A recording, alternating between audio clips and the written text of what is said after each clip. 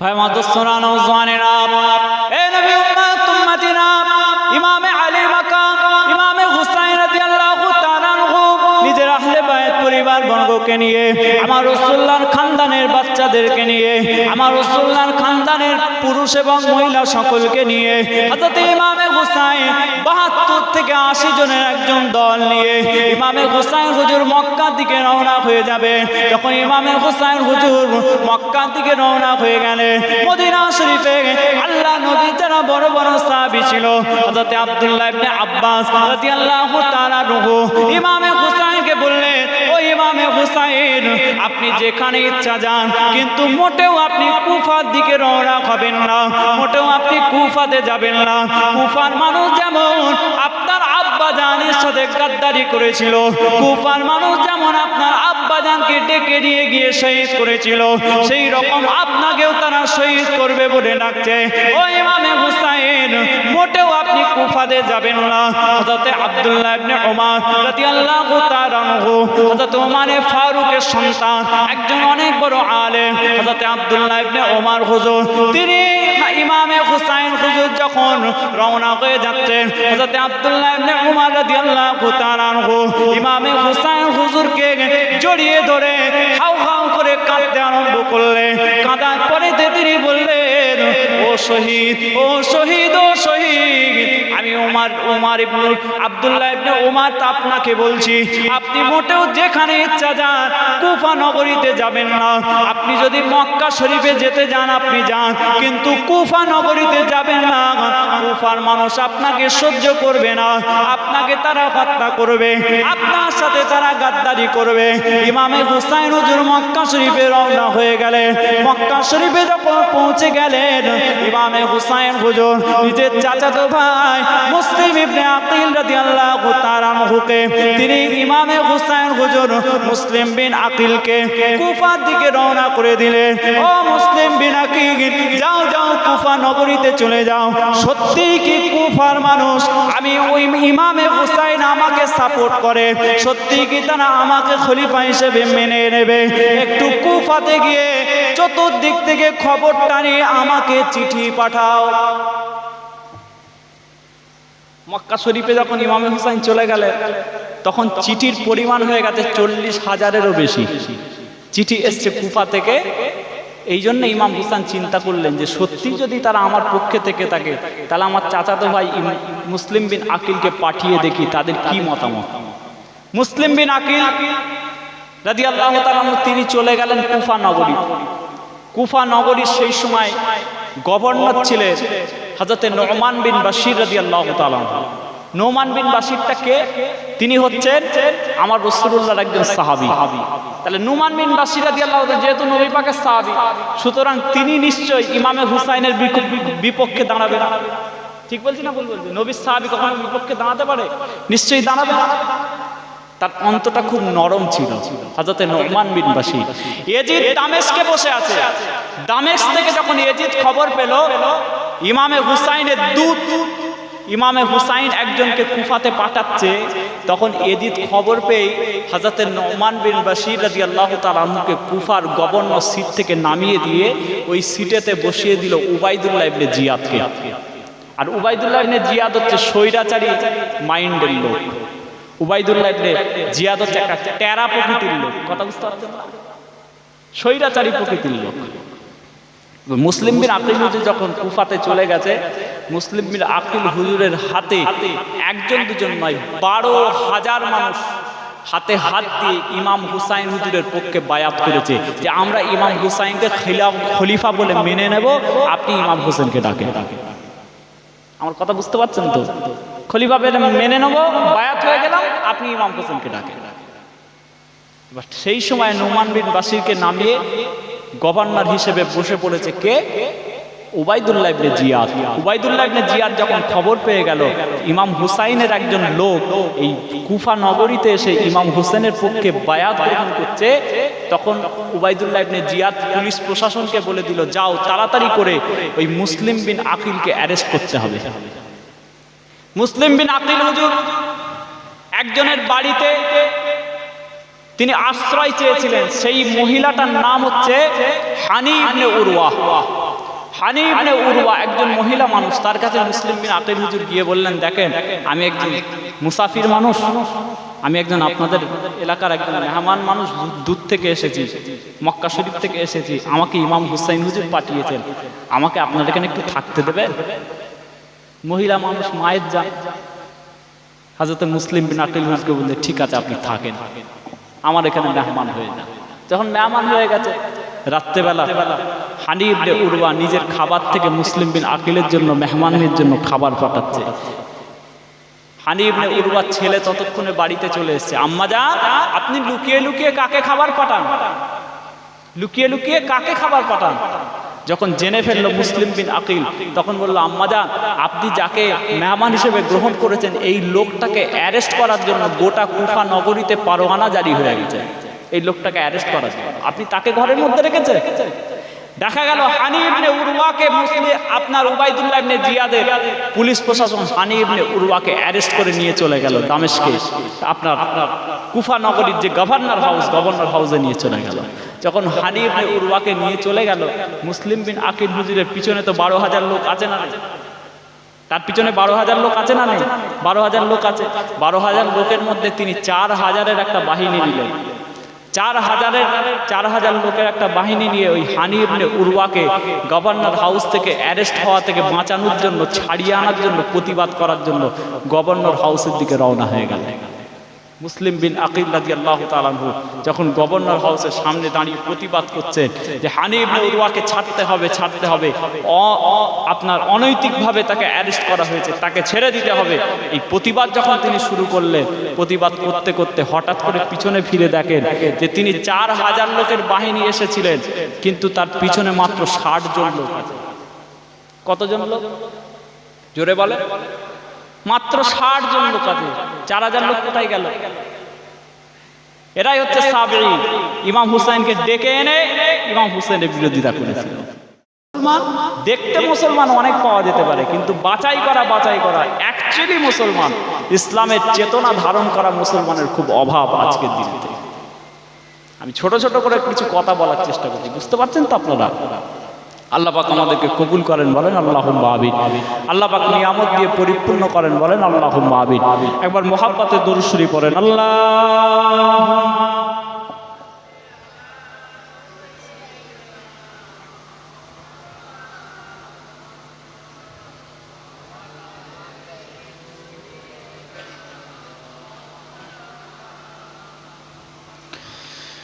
মরণে চেহারা মুবারক দেখিও, মরণে চেহারা মুবারক দেখিও, আকা পাশে বসে কালেমাটা পড়িয়ে দিও, আকা পাশে বসে কালেমাটা পড়িয়ে দিও, মরণে চেহারা মুবারক দেখিও, মরণে চেহারা মুবারক দেখিও, আকা পাশে বসে কালিমাটা পড়িয়ে দিও, আকা পাশে বসে কালিমাটা পড়িয়ে দিও,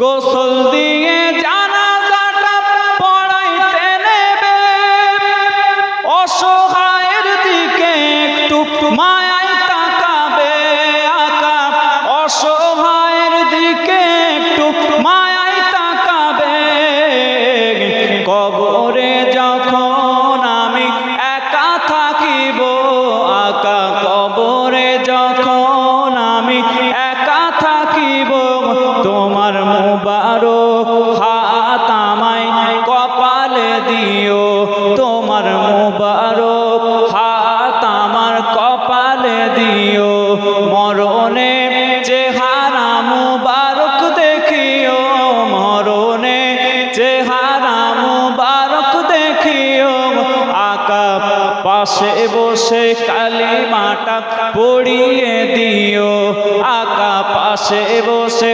কালিমাটা পড়িয়ে দিও,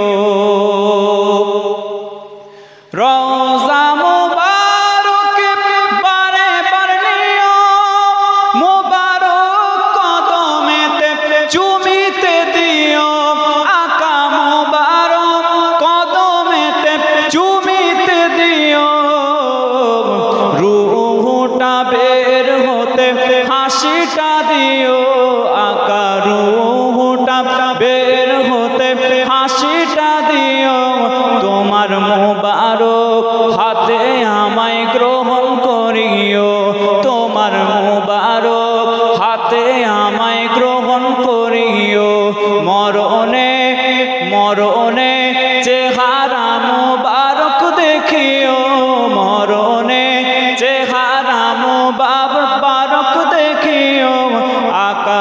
পাশে বসে কালেমাটা পড়িয়ে দিও, মরণে চেহারা মুবারক দেখিও, মরণে চেহারা মুবারক দেখিও, আকা পাশে বসে কালেমাটা পড়িয়ে দিও। আল্লাহুম্মা সাল্লি আলা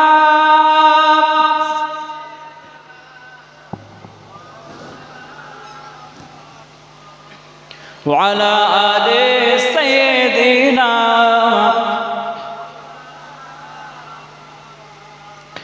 ভাই আমার দোস্তরা নওজওয়ানেরা, হে নবীর উম্মত উম্মতিরা, আল্লাহ পাক রব্বুল আলামিন কোরআন শরীফের মধ্যে জানিয়ে দিলেন, লা তাহসাবান্নাল্লাযীনা কুতিলু ফি সাবিলিল্লাহি আমওয়াত বাল আহইয়াউন ইনদা রাব্বিহিম ইউরযাকুন। আল্লাহ পাক রব্বুল আলামিন কোরআন শরীফের মধ্যে আরো জানিয়ে দিলেন, লা তাকুলু লিমান ইউকতালু ফি সাবিলিল্লাহি আমওয়াত বাল আহইয়াউন ওয়ালাকিন লা তাশউরুন। আল্লাহ পাক রব্বুল আলামিন কোরআন শরীফের মধ্যে জানিয়ে দিলেন, ও দুনিয়ার মানুষ, তোমরা এটা মনে করো না, লা তাহসাবান্নাল্লাযীনা কুতিলু ফি সাবিলিল্লাহ, তোমরা এটা মনে করো না যারা আমার আল্লাহর রাস্তায় শহীদ হয়ে গিয়েছে, যারা আমার আল্লাহর রাস্তায় কতল হয়ে গিয়েছে, যারা আমার আল্লাহর রাস্তায় বুকের তাজা রক্তটা দিয়ে শহীদ হয়ে গিয়েছে, তোমরা এটা মনে করো না যে তারা মৃত, তারা মৃত, তারা মৃত। না না না না, বরং তারা জিন্দা, বরং তারা জিন্দা। ইনদা রাব্বিহিম ইউরযাকুন। আমি আল্লাহ পাক তাদের কবরের মধ্যে জান্নাত থেকে খাবার পাঠিয়ে থাকি। আরো জোরে বলেন সুবহানাল্লাহ। একেবারে স্পষ্ট আয়াত কোরআন শরীফের। সব মানুষ কিন্তু শহীদ দরজা পাবে না। সব মানুষ যখন মরে যাবে, মরে যাবে তো মরে যাবে। সবাইয়ের কবর কিন্তু সব মানুষকে ছেড়ে দেবে না। অনেক কবর তাদের শরীরগুলোকে খেয়ে নেবে, হাড় পাঁজরগুলো সব আলাদা আলাদা হয়ে যাবে। কিন্তু যারা আল্লাহ পাকের জন্য, আল্লাহ রসুলের জন্য বুকের তাজা রক্ত দিয়ে যারা শহীদ দরজা পেয়েছে, তাদের শরীর লাশ মুবারক কিন্তু কবরের মধ্যে যেমন দাফন করা হবে, কিয়ামত পর্যন্ত ঠিক একই অবস্থায় থাকবে। জোরে বলেন সুবহানাল্লাহ। শহীদি মরণের একটা আলাদা গুরুত্ব আছে। সেই জন্য আল্লাহ নবী সাহাবারা শহীদ হতে পছন্দ করতেন। আপনারা ইসলামের ইতিহাসে শুনেছেন যে আবু জেহেলকে যে দুটো বাচ্চা ছেলে মেরেছিল, আপনারা ওয়াজে শুনেছেন না শুনেছেন? একজনের নাম মাজ আর একজনের নাম মুআউইজ। আচ্ছা বলেন তো, ওই দুটো বাচ্চা ছেলের দিলের মধ্যে এই চেতনাটা কে ঢুকিয়ে দিল? শহীদ হওয়ার যে চেতনা। নবী আমাদেরকে, আমরা বাচ্চা ছেলে, রাসূলুল্লাহ আমাদেরকে যুদ্ধের ময়দানে হয়তো নিয়ে যাবে না, সেই জন্য নিজেদের পাগুলোকে এইরকম উঁচু উঁচু করে লম্বা লম্বা করে চেষ্টা করছে যে আমিও বড় মানুষ। দুটো বাচ্চা ছেলে রাসূলুল্লাহর সাথে যুদ্ধে যাবে। নবী পাককে এসে জিজ্ঞাসা করছে, ইয়া রাসূলুল্লাহ, ইয়া হাবিবাল্লাহ, মক্কার জমিনে আপনাকে যে সবচেয়ে বেশি কষ্ট দিয়েছিল ওই মালটার নাম কি? কাকে জিজ্ঞাসা করছে? রাসূলুল্লাহকে। ইয়া রাসূলুল্লাহ, আপনাকে মক্কার জমিনে যে সবচেয়ে বেশি কষ্ট দিয়েছিল সেই লোকটার নাম কি? কথা বুঝছেন? জেনে গেল আবু জেহেল। যুদ্ধের ময়দানে রাসূলুল্লাহ সাহাবারা যুদ্ধের জন্য সারিবদ্ধভাবে দাঁড়িয়ে আছে। দুটো বাচ্চা ছেলে, একজন নবী পাকের সাহাবীর, একজন ডান দিকে একজন বাঁ দিকে উঁকি মারছে। দুটো বাচ্চা ছেলে উঁকি মেরে আল্লাহ নবীর একজন সাহাবীকে জিজ্ঞাসা করছে, চাচা যান, ওই যে কাফেররা যে দাঁড়িয়ে আছে, ওই কাফেরদের মধ্যে আবু জেহেল কোনটা আমাকে দেখাতে পারবে? দুজন জিজ্ঞাসা করছে বাচ্চা ছেলে। যখন আল্লাহ নবী একজন সাহাবী তাদেরকে পরিচয় দিয়ে দিয়েছে, দেখো ওই যে দূরের লোকটা ঘোড়ার পিঠে সওয়ারি নেতাগিরি করছে, ওই লোকটা হচ্ছে আবু জেহেল। দুটো বাচ্চা ছেলে একেবারে বাজ পাখির মতো তীরের বেগে দৌড়ে ঝাঁপিয়ে পড়ে আবু জেহেলকে জাহান্নামে পাঠিয়েছে। জোরে বলেন সুবহানাল্লাহ। তাহলে ওই দুটো বাচ্চা ছেলের দিলের মধ্যে এই চেতনা কে ঢুকিয়ে দিল যে আল্লাহ রসুলের জন্য শহীদ হতে হবে? ওই দুটো বাচ্চা ছেলের মধ্যেও শহীদ হয়েছিল, তারাও কিন্তু শহীদ হয়েছে। শহীদি দরজা আল্লাহ পাকের দরবার থেকে পেয়েছে। তো শহীদি তামান্না আপনার আমার দরকার। হযরতে হানজালাকে কে বলে দিল যে স্ত্রীর বিছানা ছেড়ে নবীর জন্য দৌড়তে? নবী পাক তো তাকে যুদ্ধে নিয়ে যায়নি, বাসর ঘর ছেড়ে দিয়ে রাসূলুল্লাহর জন্য দৌড়েছে। বলবেন না সুবহানাল্লাহ? কে এই চেতনা তাদের দিলে ঢুকিয়ে দিল? আমাদের মধ্যে এই চেতনা কে? যদি বলা হয় আল্লাহ রাসূলের জন্য জীবন দিতে হবে, চলো, কজন বেরোবে ঘর থেকে?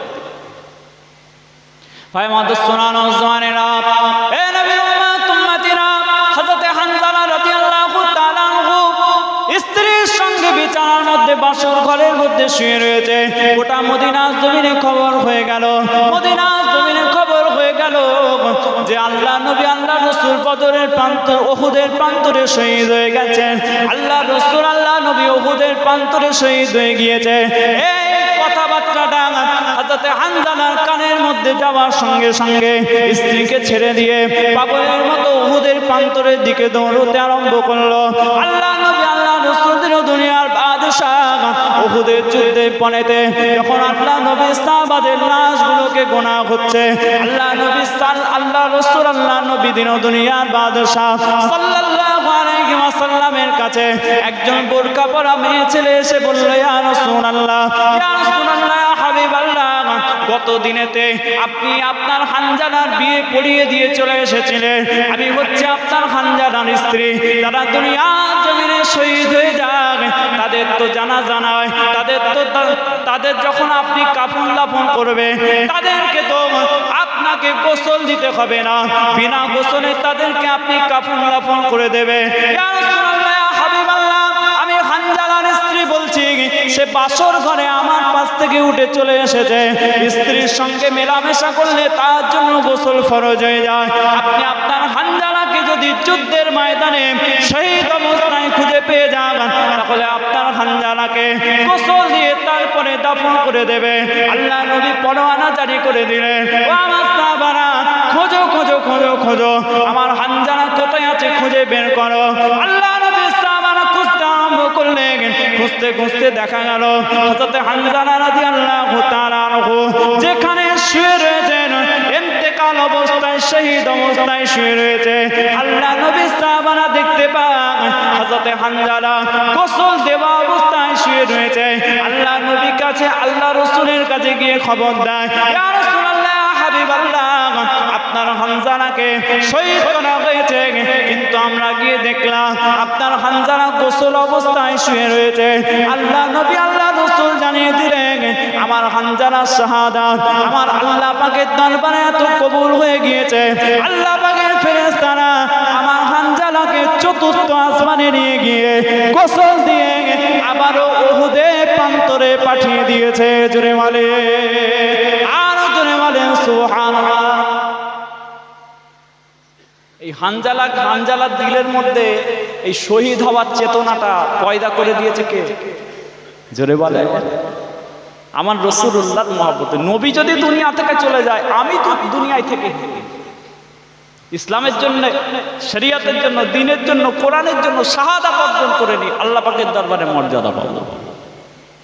সেই লা তাহসাবান্নাল্লাযীনা কুতিলু ফী সাবিলিল্লাহ, যারা আল্লাহর জন্য শহীদ হয়, জীবন দিয়ে দেয়, তোমরা এটা মনে করো না যে তারা মরে গেছে, পচে গেছে, শেষ হয়ে গেছে। না, বাল আহইয়াউন, বরং তারা জিন্দা জিন্দা জিন্দা। জোরে বলেন সুবহানাল্লাহ। ওই জন্য ইমামে হুসাইন কারবালার প্রান্তরে আজ থেকে কিছু কম বেশি প্রায় 1400 বছর আগে শহীদ হয়ে গিয়েছেন, কিন্তু ইমামে হুসাইন আজও জিন্দা জিন্দা জিন্দা। ইমামে হুসাইনের বংশ জিন্দা। সারা পৃথিবীতে আল্লাহ রাসূলের বংশধর, সৈয়দ বংশধর আজও সারা বিশ্বে ছড়িয়ে রয়েছে, কিন্তু এজিদের নাম রাখার মতো পৃথিবীতে একটা মুসলমান খুঁজে পাওয়া যাবে না। ইমাম হুসাইন জিন্দা আছে না নেই? ইমাম হুসাইন আজও কিন্তু জিন্দা। শাহ আস্ত হুসেন, বাদশাহ আস্ত হুসেন, দিন আস্ত হুসেন, দীপানা আস্ত হুসেন, সরদাদ নাদাদ দস্ত দরদস্ত ইয়াজিদ, হাক্কা কে বিনা লা ইলাহা আস্ত হুসেন। জোরে বলেন। এটা কে বলেছেন? এটা আমার মুখের কথা নয়। হিন্দুস্তানের বাদশাহ গরিবে নওয়াজ খাজা মাইনুদ্দিন চিশতি আজমেরি রহমতুল্লাহ আলাইহি এটা লিখেছেন। শাহ আস্ত হুসেন, বাদশাহ আস্ত হুসেন, দিন আস্ত হুসেন, দীপানা আস্ত হুসেন। আজকে যদি আমি এই কথা আমি যদি এটা বলে দিই, কেউ কেউ আবার আমাকে বলবে এমন হচ্ছে শিয়াদের লাইনে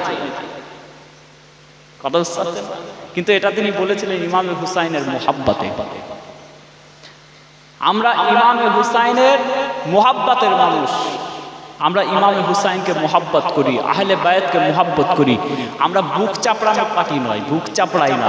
আমরা মোহাব্বত করি ইমাম হুসাইনের জন্য চোখের পানি ঝরিয়ে মাহফিল করে, মাহফিলের মধ্যে ইমামে হুসাইনের কথা শুনে বারবার চোখের পানি ঝরিয়ে আমরা ইমাম হুসাইনের মোহাব্বতের পরিচয়। আমরা সেই সিলসিলায় ফুরফুরা শরীফের মানুষ। আপনারা সিলসিলায় ফুরফুরা শরীফের মানুষ তো? বলেন আলহামদুলিল্লাহ, জোরে বলেন আলহামদুলিল্লাহ। ভাই মা দোস্তরা নওজওয়ানেরা, এ নবীর উম্মত উম্মতিরা, আমার নবী পাকের নামাজা ইমামে হুসাইন আজ থেকে 1400 বছর আগেতে শহীদ হয়ে গিয়েছে, কিন্তু আজও তিনি মানুষের অন্তরের মধ্যে জিন্দা রয়েছে। হযরত আবু বকর সিদ্দিক দুনিয়া থেকে চলে গেছে, কিন্তু আজও মানুষের মধ্যে জিন্দা রয়েছে। হযরত ফারুক আযম উমর ইবনুল খাত্তাব শহীদ হয়ে গিয়েছে, কিন্তু আজও দুনিয়া জমিনে জিন্দা রয়েছে। হযরত উসমান ইবনে আফফান শহীদ হয়ে গিয়েছে, কিন্তু আজও দুনিয়ার অন্তরে মুসলমানদের অন্তরের মধ্যে জিন্দা রয়েছে। হযরত শের খোদা আলী হুজুরকে শহীদ করা হলো কুফা জমিনে, কিন্তু আজও মুসলমানদের দিলের মধ্যে জিন্দা আছে। জোরে বলেন সুবহানাল্লাহ। আজও আমরা তাদেরকে মনে রেখেছি। নবী পাকের যে খুলাফায়ে রাশেদিন, 4 জন বড় বড় খলিফা, এই খুলাফায়ে রাশেদিনের মধ্যে এই 4 জনের মধ্যে কিন্তু 3 জন শহীদি মরণ। কথা বুঝতে পারছেন না? 4 জনের মধ্যে 3 জন কিন্তু শহীদি মরণ। হযরত আবু বকর সিদ্দিক হুজুর তিনি ইন্তেকাল করেছেন, তার ইন্তেকালটা শহীদি ইন্তেকাল নয়, তবে আল্লাহ পাক তাকে দরজা দিয়েছেন, মর্তবা অধিকারী করেছেন। কথা বুঝতে পারছেন? হযরত উমর ইবনুল খাত্তাব শহীদি ইন্তেকাল, ওসমান ইবনে আফফান হুজুর শহীদি ইন্তেকাল, শেরে খোদা হযরত আলী কাররামাল্লাহু ওয়াজহু শহীদি ইন্তেকাল। আবু বকর সিদ্দিক হুজুর তার ব্যাপারটা আলাদা। আহলে বায়াতের মর্যাদা তো সবার উপরে, কিন্তু আবু বকর সিদ্দিক হুজুরকে আল্লাহ পাক রব্বুল আলামিন নবী পাকের পরেতে দুনিয়ার জমিনে আমরা যারা সাধারণ মানুষ আছি, আমাদের মধ্যে যারা মুসলমান আছি, আমাদের মধ্যে শ্রেষ্ঠ মানুষ কিন্তু আবু বকর সিদ্দিক হুজুর। আর নবী পাকের খানদানের ব্যাপারটাই তো আলাদা, ওটার সাথে তো কারো কোনো তুলনাই চলবে না। ঠিক বলছি না? বলছি। রাসূলুল্লাহর খানদান তো খানদান, রাসূলুল্লাহর আহলে বায়াত তো আহলে বায়াত, তার সাথে তো কারো তুলনা চলবে না। কিন্তু আবু বকর হুজুরের শ্রেষ্ঠত্ব আছে না নাই বলে? আবু বকর সিদ্দিক হুজুরেরও শ্রেষ্ঠত্ব আছে, তারও মর্যাদা আছে।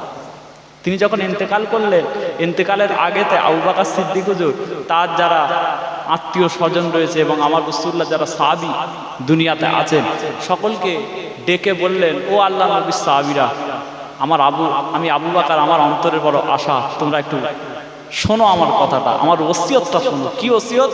আমি যখন ইন্তেকাল করব, আমার খুব শখ আশা, আমার রাসূলুল্লাহর পাশেতে শোয়া, আমার নবী পাকের পাশেতে আমি শুতে চাই। আমার খুব আশা, আমি যখন ইন্তেকাল করব, আমার শরীর মুবারকটাকে তোমরা নিয়ে গিয়ে গোসল দেবে, কাফনের কাপড় পরাবে, জানাজার নামাজ পড়বে, জানাজার নামাজ পড়ার পরে তোমরা একটা কাজ করবে, আমার শরীর মুবারকটাকে নিয়ে চলে যাবে আমার নবী পাকের রওজা শরীফের দরওয়াজার সামনে। বলুন না সুবহানাল্লাহ। মদিনা শরীফের গোরস্থান মসজিদে নববী শরীফের অতি নিকটে মদিনা শরীফের গোরস্থান হচ্ছে জান্নাতুল বাকি। ঠিক বলছি না? বলতে পারছি? আপনারা আমার সহ সারা পৃথিবীর কোটি কোটি মুসলমানের অন্তরের চাহাত যে আল্লাহ পাক যদি আমাকে মদিনা শরীফে মরণ দেন, তাহলে জান্নাতুল বাকিতে আমার রাসূলুল্লাহর কদমের কাছে যেন শুতে পারি। বলেন আল্লাহুম্মা আমিন। ভয় লাগছে নাকি? বলেন আল্লাহুম্মা আমিন। জোরে বলেন আল্লাহুম্মা আমিন। আহলে বায়াত যেখানে শুয়ে আছে সেসব জায়গায় যেন আল্লাহ পাক আমাদেরকেও শোয়ার তৌফিক দান করেন। বলেন আল্লাহুম্মা। আর একটু জোরে বলেন আল্লাহুম্মা আমিন। ভাই মা দোস্তরা নওজওয়ানেরা, এ নবীর উম্মত উম্মতিরা, সিদ্দিক আকবর হযরত আবু বকর সিদ্দিক রাদিয়াল্লাহু তাআলা আনহু যখন দুনিয়া জমিন থেকে বিদায় হয়ে গেলেন, হযরত আবু বকর সিদ্দিক হুজুরের বাদান শরীফটা, হযরত আবু বকর সিদ্দিক হুজুরের শরীর মুবারকটা আল্লাহ নবী সাহাবারা গোসল দিয়ে দিল, কাফনের কাপড় পরিয়ে দিল, গোসল দিয়ে দিল, কাফনের কাপড় পরিয়ে দিল, জানাজার নামাজটা আদায় করে নিল। তারপরেতে হযরত আবু বকর সিদ্দিক হুজুরের ওসিয়ত মোতাবেক জান্নাতুল বাকি শরীফে দাফন করলো না, জান্নাতুল বাকি বাকি শরীফে না নিয়ে গিয়ে হযরত আবু বকর সিদ্দিক হুজুরের বাদান শরীফটাকে শরীর মুবারকটাকে নিয়ে গিয়ে আমার রাসূলুল্লাহ রওজা শরীফের সামনেতে আমার রাসূলুল্লাহ দরওয়াজার সামনেতে নিয়ে গিয়ে হাজির করলো। আল্লাহ নবী সাহাবারা চিৎকার আওয়াজ দিয়ে আমার রাসূলুল্লাহকে উদ্দেশ্য করে বলল, ইয়া রাসূলুল্লাহ, ইয়া হাবিবাল্লাহ, আজকে আপনার প্রিয় বন্ধু, আজকে আপনার ছায়া সঙ্গী, আজকে আপনার আবু বকরকে আপনার রওজা শরীফের সামনে রাখা রয়েছে।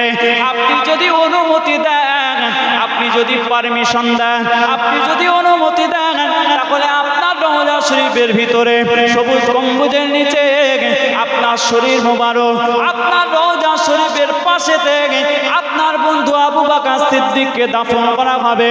আর যদি আপনি অনুমতি না দেন, তাহলে জান্নাতুল বাকি, মদিনা শরীফের গোরস্থান জান্নাতুল বাকির মধ্যে দাফন করা হবে। এ নবী উম্মত উম্মতিরা, আল্লাহ নবী সাহাবারা নিজের চামড়ার কানের মধ্যে শুনতে পেয়ে গিয়েছিল। আমার রাসূলুল্লাহ রওজা শরীফের ভিতর থেকে আমার নবী পাক আওয়াজ দিলেন, আদখিলুল হাবিবা ইলা হাবিবিহি ফাইনাল হাবিবা লিল হাবিবি মুশতাকুন, আদখিলুল হাবিবা ইলা হাবিবিহি ফাইনাল হাবিবা লিল হাবিবি মুশতাকুন। আমি রাসূলুল্লাহ বলছি, ও আমার সাহাবারা, আমার বন্ধুকে আমার কাছেতেই প্রবেশ করিয়ে দাও। আমি রাসূলুল্লাহ আমার বন্ধুর জন্য অপেক্ষা করছি। একটু জোরে হবে না সুবহানাল্লাহ? আর একটু মহব্বতে হবে না সুবহানাল্লাহ? এটা কত বড় কথা বুঝতে পারছেন? নবী পাক রওজা শরীফের ভেতর থেকে, মাজার শরীফের ভেতর থেকে আমার রাসূলুল্লাহ আওয়াজ দিয়েছে, বলবেন না সুবহানাল্লাহ? এটা আমি বানিয়ে কথা বলছি না। ইমাম জালালউদ্দিন সুয়ুতী রাহমাতুল্লাহ আলাইহি তার কিতাবে এই ঘটনাটা বর্ণনা করেছে যে আবু বকর সিদ্দিক হুজুরের শরীর মুবারক বাদান শরীফকে যখন রাসূলুল্লাহ রওজা শরীফের দরওয়াজার সামনে রেখে দেওয়া হলো, নবী পাকের রওজা শরীফের দরওয়াজাটা অটোমেটিক আবু বকর হুজুরের জন্য খুলে গিয়েছে। শুধু খুলে যায় না, আমার নবীর রওজা শরীফের ভিতর থেকে আওয়াজ এসেছিল, আদখিলুল হাবিবা ইলা হাবিবি ফাইনাল হাবিবা লিল হাবিবি মুশতাকুন। আমার বন্ধুকে আমার কাছে পাঠিয়ে দাও, আমি আমার বন্ধুর জন্য অপেক্ষা করছি। তাহলে আবু বকর হুজুরের মর্যাদাটা কম? আমি এই জন্য বললাম, আবু বকর হুজুর শহীদি ইন্তেকাল, শহীদি মরণ একটা আলাদা ব্যাপার। শহীদি ইন্তেকাল না হলেও তাকে আল্লাহ পাক এই মর্যাদা দান করেছিলেন। ভাই আমার দোস্তরা, নওজওয়ানেরা, এ নবীর উম্মত উম্মতিরা, দ্বিতীয় খলিফা, মুসলিম জাহানের দ্বিতীয় খলিফা হযরত ওমর ইবনুল খাত্তাব রাদিয়াল্লাহু তাআলা আনহু, যাকে সারা পৃথিবীর সমস্ত দার্শনিকরা বলছে এই ওমরে ফারুকের মতো আল্লাহ পাক যদি এই বিশ্বের জমিনে দুটো ব্যক্তিকে আল্লাহ পাক মুসলমানদেরকে দান করে দিতেন, তাহলে এই সারা পৃথিবীটা ওই দুটো ওমর ফারুক রাজত্ব করত। আল্লাহ পাক রব্বুল আলামিন এই পৃথিবীর জমিনে একটা ওমর ইবনুল খাত্তাব পাঠিয়েছে। ওই একটা ওমর ইবনুল খাত্তাব সারা পৃথিবীর অর্ধেক পৃথিবী রাজত্ব করে নিয়েছে। জোরে বলে। যে ওমর সম্পর্কে আমার রাসূলুল্লাহ বললেন, লাউ কানা বাদি নাবিয়্যান লাকানা উমর, আমার পরে যদি কেউ নবী হতো তাহলে ওমর হতো, বলবেন না সুবহানাল্লাহ? আমার নবী পাক আল্লাহর দরবার থেকে দুজনকে চেয়ে নিয়েছিলেন। যখন ইসলাম প্রচার লগ্নে, ইসলাম প্রচার হচ্ছে যখন মক্কা শরীফে, তখন আমার রাসূলুল্লাহ আল্লাহর দরবারে হাত তুলে বললেন, আল্লাহ পাক দুটো ব্যক্তির নাম বলছি, একটা ব্যক্তিকে আপনি ইসলামের সুশীতল ছায়াতলে আমার কদমেতে পাঠিয়ে দেন। দুটো ব্যক্তির নাম বলছি, একটাকে আমাকে দিতে হবে, কারণ আমি যখনই মক্কার জমিনে ইসলাম প্রচার করতে যাচ্ছি আমাকে বাধা দেওয়া হচ্ছে, বাধার সম্মুখীন হচ্ছি, একটাকে আমাকে দিয়ে দেন। নবী পাক দুজনের নাম বললেন, আল্লাহ পাক হয় আপনি আবু জেহেলকে ইমানের কলমা পড়িয়ে মুসলমান করে আমি রাসূলুল্লাহ আমার কদমে পাঠিয়ে দেন, কারণ আবু জেহেল আমাকে সবচেয়ে বেশি ডিস্টার্ব করছে, অথবা আপনি ওমর ইবনুল খাত্তাবকে পাঠিয়ে দেন। বলবেন না সুবহানাল্লাহ? দুটোর মধ্যে একটা আমার চাই। কে বলছে? আমার নবী পাক অন্তরে অন্তরে দিলের মধ্যে আল্লাহ পাকের কাছে যেটা চায় আমার আল্লাহ পাক সেটা কবুল করে নেয়। তাহলে আমার রাসূলুল্লাহ জবান দিয়ে যদি বলে কবুল হবে না? রাসূলুল্লাহ অন্তরে অন্তরে চেয়েছিলেন, আল্লাহ পাক বাইতুল মুকাদ্দাসটা আপনি আমাদেরকে কিবলা বানিয়েছেন, আমাদের এই মক্কা শরীফের কাবা শরীফটা ইন্না আউওয়ালা বাইতিন উদিয়া লিন-নাস লাল্লাযী বিবাক্কাতা মুবারাকান ওয়া হুদাল লিল আলামিন, এই পবিত্র ঘরটা আল্লাহ পাক আমি কিবলা হিসেবে চাই। মুখে বলেন, জবানে বলেন, দিলে অন্তরের মধ্যে আল্লাহ পাকের কাছে মাথা তুলে তুলে তাকায়। কদ নারা তাকাল্লুবা ওয়াজহিকা ফিস সামায়ে ফালানুওয়াল্লিয়ান্নাকা কিবলাতান তারদাহা ফাওয়াল্লি ওয়াজহাকা শাতরাল মাসজিদিল হারাম। আমার আল্লাহ পাক কোরআন শরীফে জানিয়ে দিলেন, ও আমার হাবিব, আপনি আপনার চেহারা মুবারকটা আসমানের দিকে ফিরে ফিরে তাকান। অন্তরের ইচ্ছাটা আমি আল্লাহ পাক জানি। আপনার ওই চেহারা মুবারকের দিকে আমি আল্লাহ পাক তাকিয়েছিলাম। জোরে বলেন, আমি আপনার অন্তরের খবরটা জানি। ফাওয়াল্লি ওয়াজহাকা শাতরাল মসজিদিল হারাম, আপনি এক্ষুনি আপনার চেহারাটা নামাজের হালতে মসজিদুল হারাম কাবা শরীফের দিকে করে নেন।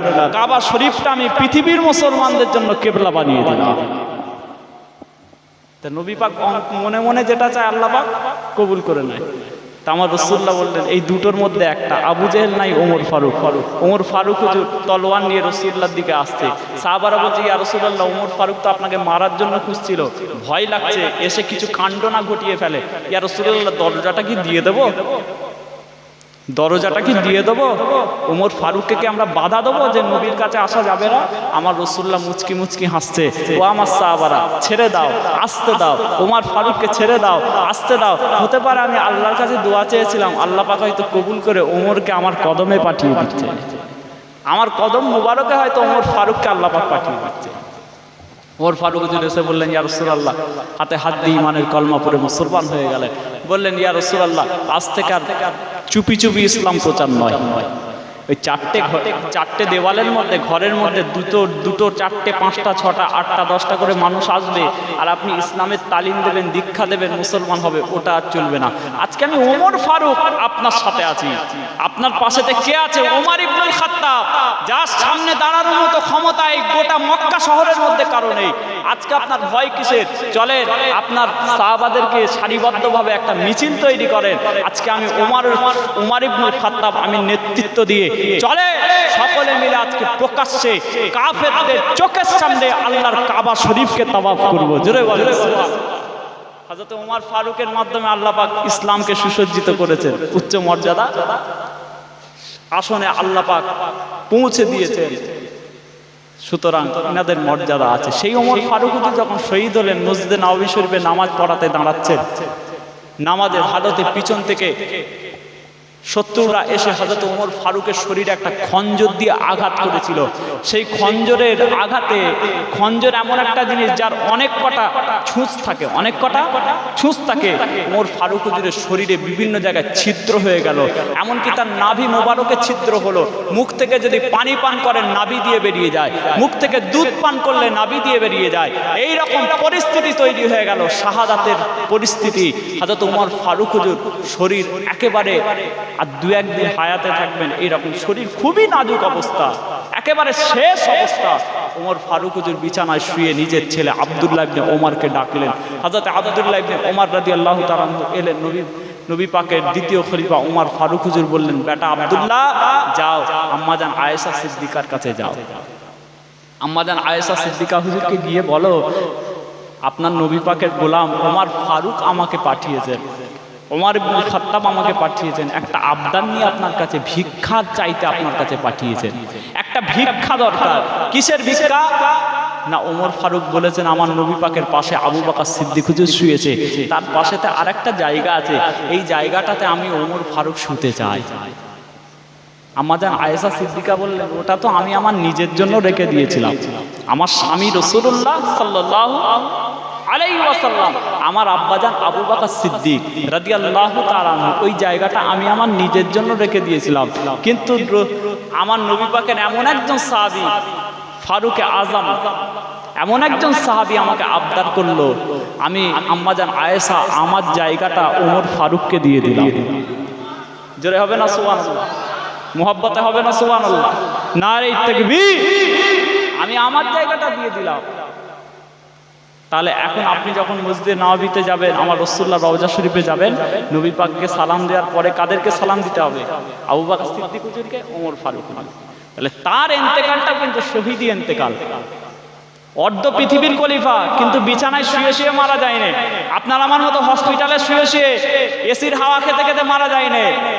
তার ইন্তেকালটাও শহীদি ইন্তেকাল। নামাজের হালতে তাকে আঘাত করা হয়েছে। হযরত ওসমান ইবনে আফফান ইসলাম জগতের তৃতীয় খলিফা, তার শাহাদাত 40 দিন তাকে অবরুদ্ধ করে দেওয়া হলো। তার ঘরের মধ্যে বিদ্রোহীরা, শত্রুরা একটা পানির ফোঁটা পর্যন্ত পৌঁছতে দেয়নি। 40 দিন অবরোধ করার পরে হযরত ওসমান ইবনে আফফানের ঘরের ভিতরে ঝাঁপিয়ে পড়ে ওসমান ইবনে আফফান হুজুরকে কোরআন শরীফ তেলাওয়াত করা অবস্থায় তাকে শহীদ করে দেওয়া হয়েছিল। বলেন ইন্না লিল্লাহি ওয়া ইন্না ইলাইহি রাজিউন। তাহলে ইসলাম জগতের তৃতীয় খলিফা হযরত ওসমান গনি হুজুরও আপনার আমার মতো বিছানায় পড়ে পড়ে ইন্তেকাল করেনি। সেবা যত্ন নিতে নিতে তিনি শহীদ হননি, তিনি ইন্তেকাল করেননি। তার ইন্তেকালটাও আল্লাহ পাক, শাহাদাতের ইন্তেকাল আল্লাহ পাক তার জন্য কবুল করেছেন। তাহলে শ্রেষ্ঠতম মওত হচ্ছে শাহাদাতের। ঠিক বলছি না ভুল বলছি? বলে এই শাহাদাতের মওত আপনাকে আমাকে চেতনাটা তৈরি করতে হবে। ভাই আমার দোস্তরা, নওজওয়ানেরা, এ নবী উম্মত উম্মতিরা, যারা আল্লাহর রাস্তায় শহীদ হয়ে যায়, আমার রাসূলুল্লাহ জানিয়ে দিলেন, যারা আল্লাহর রাস্তায় শহীদ হয়ে যায় তাদের কবরের মধ্যে আমার আল্লাহ পাক রব্বুল আলামিন তাদেরকে বারবার জিজ্ঞাসা করতে থাকে, ও আমার শহীদান বান্দা বান্দিনা, তোমাদের জন্য আমি আল্লাহ পাক আর কি ফ্যাসিলিটি দিতে পারি? তোমরা আর কি আমি আল্লাহ পাক আমার কাছে চাও, সেটা আমার কাছে জানিয়ে দাও। আল্লাহ পাকের শহীদান যে সমস্ত মানুষগুলো দুনিয়া থেকে বিদায় নিয়ে নেবে, দুনিয়া থেকে বিদায় নিয়ে নিয়েছে, ওই সমস্ত শহীদান মানুষগুলো আমার আল্লাহ পাককে বলবে, ও রব্বি আল্লাহ পাক, না না না না, আর কিছু চাই না, আর কিছু চাই না, আর কিছু চাই না। আমার আল্লাহ পাক আবারও জিজ্ঞাসা করবেন, তোমরা কি চাও? তারা বলবে, আল্লাহ পাক আমি আর কিছু চাই না। আল্লাহ পাক আবারও জিজ্ঞাসা করবেন, তোমরা কি চাও আমার কাছে? তারা বলবে, আল্লাহ পাক আমরা আর কিছু চাই না। আল্লাহ পাক যখন বারবার তাদেরকে জিজ্ঞাসা করবে, অতঃপর শহীদান হুজুরগণ আমার আল্লাহ পাকের দরবারে জানাবে, ও রব্বি আল্লাহ পাক আর কিছু চাই না, মাত্র একটা জিনিস চাই। আপনি যদি আমাদেরকে দুনিয়া জমিনে আবারও হায়াত দিয়ে দিতে, আপনি যদি আমাদেরকে দুনিয়া জমিনে যদি আবারও পাঠিয়ে দিতে, আপনি যদি 100 বার 1000 বার দুনিয়ার জমিনে আমাদেরকে পাঠিয়ে দেন, আমাদের এটাই বড় শখ, আমরা বারবার বারবার আপনার জন্য বুকের তাজা রক্ত দিয়ে শহীদ হয়ে আবার ফিরে আসবো। জোরে বলে, এটাই আমাদের শখ। আমাদের জান্নাতও চাই না, আমাদের কিচ্ছু চাই না, এটা চাই আপনার জন্য বারবার কতল হতে চাই, মারা যেতে চাই, এটাই আমাদের চাওয়া। এই জন্য সাহাবারা শাহাদাতের ইন্তেকালটা তারা খুব পছন্দ করতেন। ভাই আমার দোস্তরা, নওজওয়ানেরা, এ নবীর উম্মত উম্মতিরা, ইসলাম জগতের চতুর্থ খলিফা হযরত আলী ইবনে আবি তালিব রাদিয়াল্লাহু তাআলা আনহু শেরে খোদা হযরত আলী কাররামাল্লাহু ওয়াজহু যখন কুফা জমিনে মসজিদের মধ্যে প্রবেশ করলেন, হযরত আলী হুজুর ফজরের নামাজের জন্য রওনা হয়ে গেলেন। হযরত আলী হুজুরকে যে তলোয়ারটা দিয়ে আঘাত করা হয়েছিল, ওই তলোয়ারটা বিভিন্ন জায়গায় খাঁজ তৈরি করে ওই খাঁজের মধ্যে বিষ ঢেলে দেওয়া হয়েছিল। ওই হযরত আলী হুজুরকে যখন ইন্তেকাল হয়েছিলেন, শাহাদাত হয়েছিল, হযরত আলী হুজুরকে ওই বিষাক্ত তলোয়ার দিয়ে আঘাত করা হয়েছিল। ওই তলোয়ারের বিষের এত তেজ ছিল, এত বিষাক্ত বিষ মেশানো ছিল, হযরত আলী কাররামাল্লাহু ওয়াজহুর শরীরের মধ্যে ওই বিষক্রিয়াতে শরীরের চামড়াগুলো পচে খসে খসে খসে খসে পড়ছে।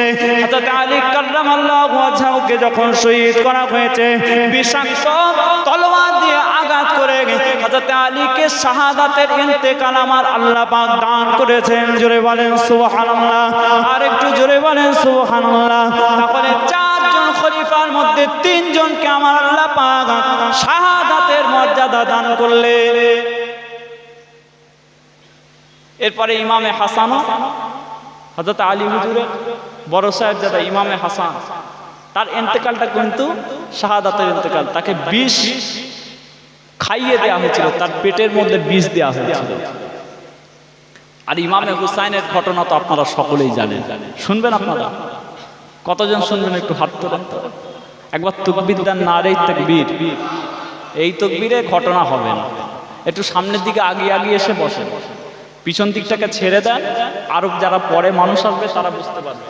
আপনারা একটু সামনের দিকে আগিয়ে আগিয়ে আসেন তো, সকলে একটু সামনের দিকে আগিয়ে আগিয়ে আসেন। দরুদ শরীফ পড়েন, আল্লাহুম্মা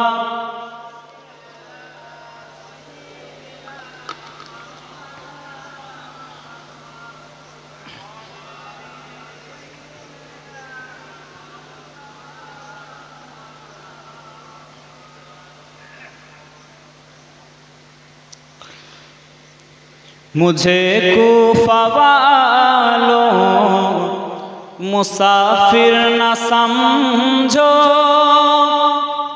मुझे कूफा वालों मुसाफिर न समझो, मैं आया नहीं हूँ बुलाया गया हूँ, कि मेहमान बना कर सताया गया हूँ, कि मेहमान बना कर सताया गया हूँ, मैं रोया नहीं हूँ रुलाया गया हूँ, मुझे कूफा वालों मुसाफिर न समझो, मैं आया नहीं हूँ बुलाया गया हूँ। खुदा जाने कैसी है ये मेज़बानी, 72 प्यासों का है बंद पानी, खुदा जाने कैसी है ये मेज़बानी, 72 प्यासों का है बंद पानी, मुक़द्दर में है हौज़ कौसर का पीना, मुक़द्दर में है हौज़ कौसर का पीना, मैं पियासा नहीं हूँ पिलाया गया हूँ, मुझे कूफा वालों मुसाफिर न समझो, मैं आया नहीं हूँ बुलाया गया हूँ। झुका था जो सर बारगाहे खुदा में, वही सर कलम हो गया करबला में, झुका था जो सर बारगाहे खुदा में, वही सर कलम हो गया करबला में, मुक़द्दर में है हौज़ कौसर का पीना, मैं पियासा नहीं हूँ पिलाया गया हूँ, शहादत की मंजिल को पाया है मैंने, मैं मुर्दा नहीं हूँ जिलाया गया हूँ, मैं रोया नहीं हूँ रुलाया गया हूँ, मैं पियासा नहीं हूँ पिलाया गया हूँ, मैं मुर्दा नहीं हूँ जिलाया गया हूँ। अल्लाहुम्मा जोरे जोरे मोहब्बत पड़े।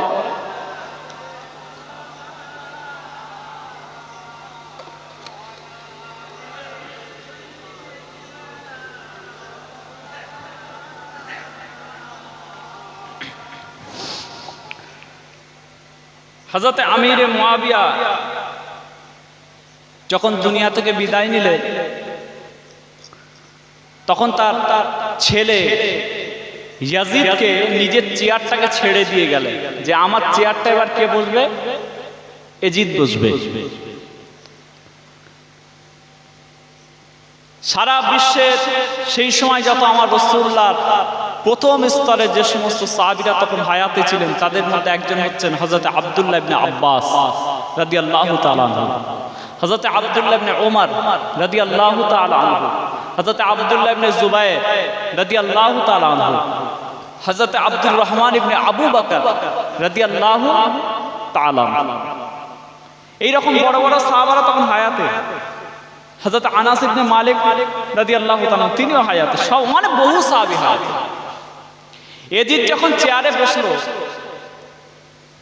এই বড় বড় যারা সাহাবী তারা কিন্তু টপ করে এজিদকে মেনে নিতে পারল না।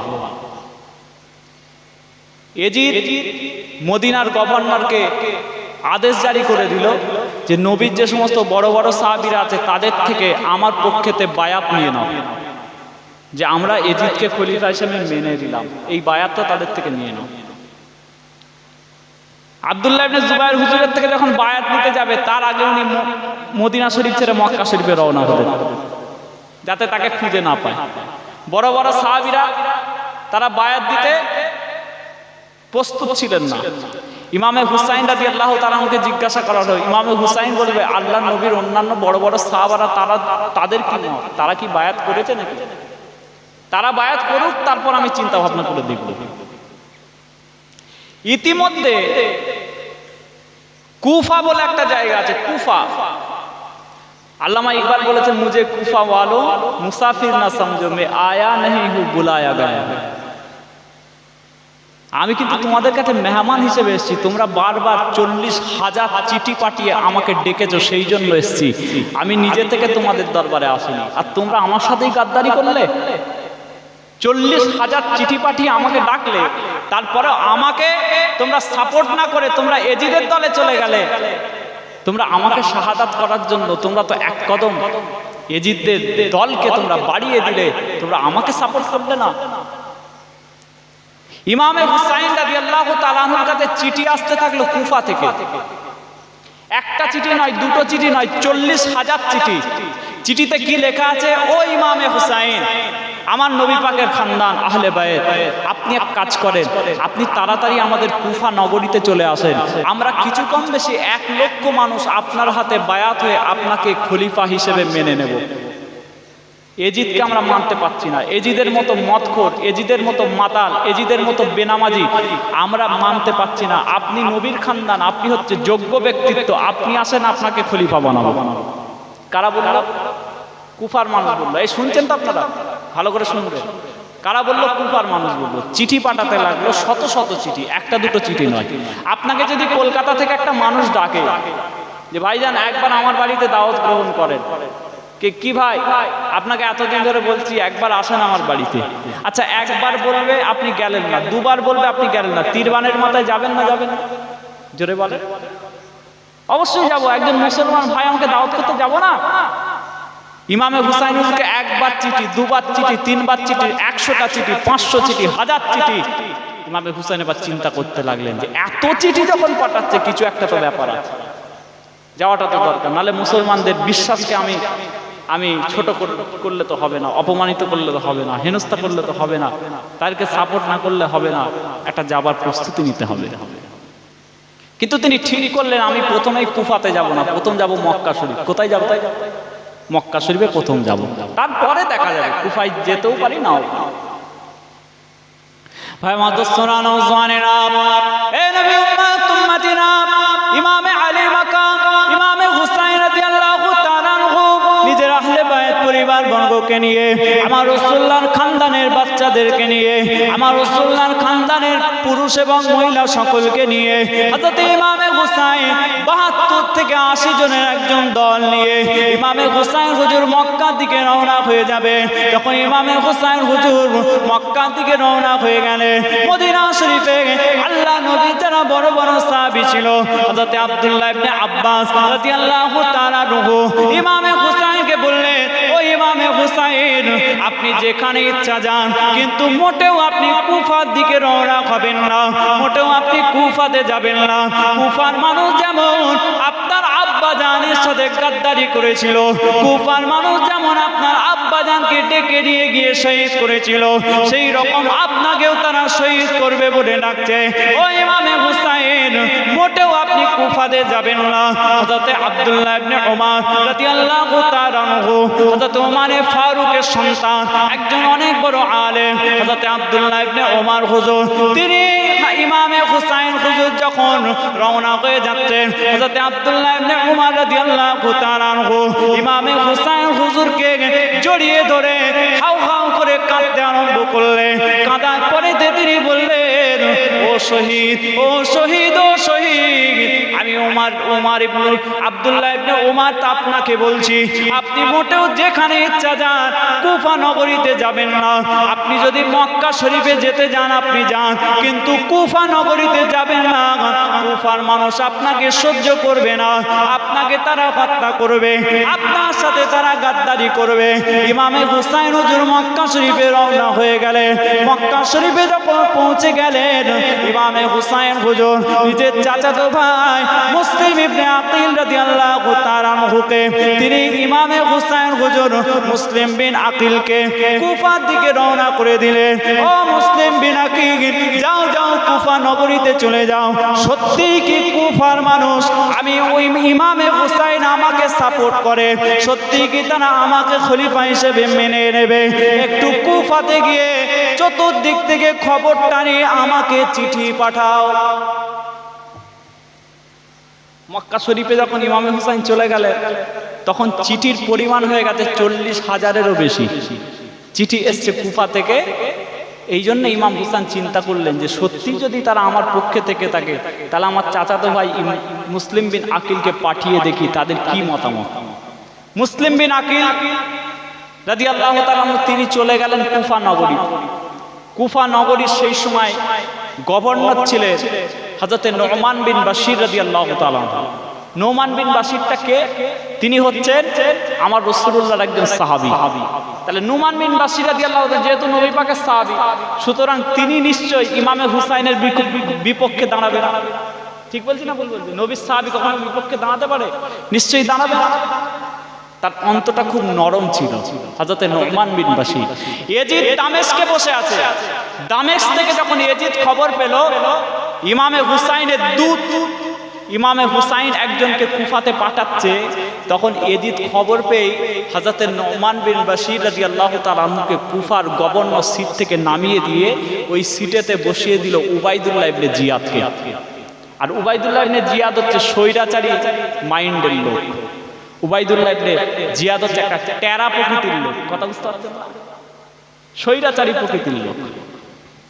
মুসলিম বিন আকিল হুজুর যখন কুফাতে চলে গেছে, মুসলিম বিন আকিল হুজুরের হাতে একজন দুজন নয়, 12,000 মানুষ হাতে হাত দিয়ে ইমাম হুসাইন হুজুরের পক্ষে বায়াত করেছে যে আমরা ইমাম হুসাইনকে খলিফা বলে মেনে নেব, আপনি ইমাম হোসেনকে ডাকেন। আমার কথা বুঝতে পারছেন তো? খলিফা মেনে নেব, বায়াত হয়ে গেলাম, আপনি ইমাম হোসেনকে ডাকেন।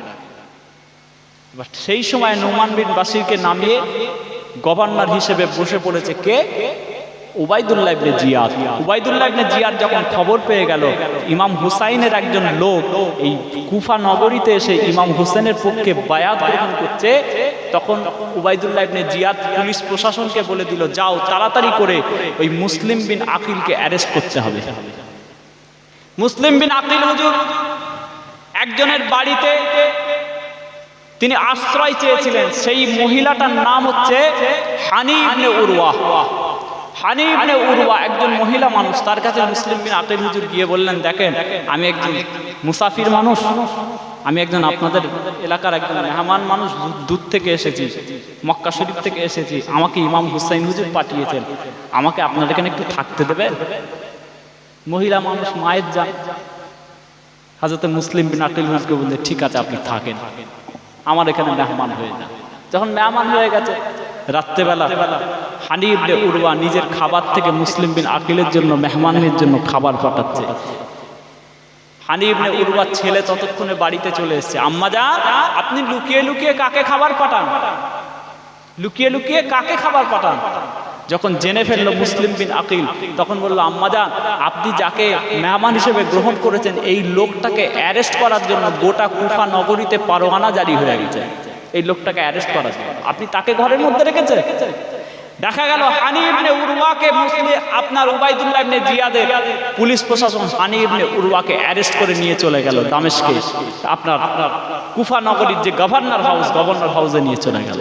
যখন হানি ইবনে উরওয়াকে নিয়ে চলে গেল, মুসলিম বিন আকিল হুজুরের পিছনে তো 12,000 লোক আছে না, তার পিছনে 12,000 লোক আছে না নেই? 12,000 লোক আছে। 12,000 লোকের মধ্যে তিনি 4,000-এর একটা বাহিনী নিলেন। 4,000 লোকের একটা বাহিনী নিয়ে ওই হানি ইবনে উরওয়াকে গভর্নর হাউস থেকে অ্যারেস্ট হওয়া থেকে বাঁচানোর জন্য, ছাড়িয়ে আনার জন্য, প্রতিবাদ করার জন্য গভর্নর হাউসের দিকে রওনা হয়ে গেল।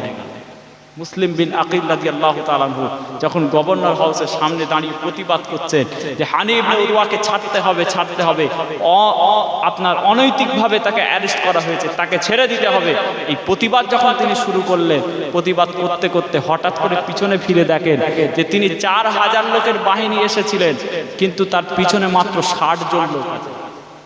কতজন লোক? জোরে বলে। মাত্র 60 জন লোক আছে। 4,000 লোক কোথায় গেল? এরাই হচ্ছে সাবেঈ। ইমাম হুসাইনকে ডেকে এনে ইমাম হুসাইনের বিরোধিতা করেছিল। মুসলিম বিন আকিল হুজুরের পিছনে 4,000 লোক ছিল, দেখে 60 জন। আবার ঘুরে দেখে 40 জন। আবার ঘুরে দেখে 20 জন। আবার ঘুরে দেখে 10 জন দাঁড়িয়ে আছে। তারপরে ঘুরে দেখলেন তিনি একা দাঁড়িয়ে আছেন, তার সাথে আর কেউ নেই। এবার বুঝতে পারছেন তো গাদ্দার কারা? এবার বুঝতে পারছেন তো? মুসলিম বিন আকিল রাদিয়াল্লাহু তাআলা আনহুকে অ্যারেস্ট করলো উবাইদুল্লাহ ইবনে জিয়াদ। অ্যারেস্ট করে কুফার গভর্নর হাউসের ছাদ থেকে সরাসরি মাটিতে ফেলে ইমাম হুসাইন হুজুরের চাচাতো ভাই মুসলিম বিন আকিল হুজুরকে শহীদ করা হলো।